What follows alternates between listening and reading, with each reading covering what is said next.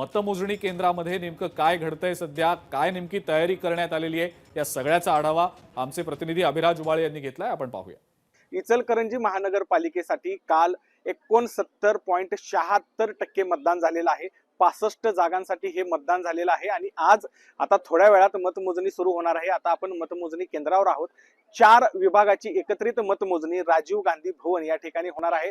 निवडणूक निर्णय अधिकारी म्हणून या ठिकाणी इचलकरंजी महानगरपालिकेच्या आयुक्त पल्लवी पाटील या असणार आहेत. एकंदरीतच 65 जागांसाठी ही चुरशीची अशी निवडणूक झालेली आहे.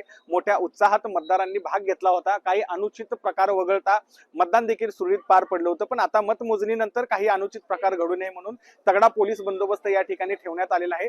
जास्तीत जास्त 8-11 फेऱ्या होतील असा अंदाज या ठिकाणी प्रशासनाकडून व्यक्त केला जातोय. एकंदरीतच इचलकरंजी महापालिकेसाठी पहिल्यांदाच मतदान होत असल्याने नागरिकांची आणि मतदारांची देखील उत्सुकता शिगेला पोहोचलेली आहे. आपला कारभारी कोण होणार हे आता काही तासातच इचलकरंजीकरांना समजणार आहे.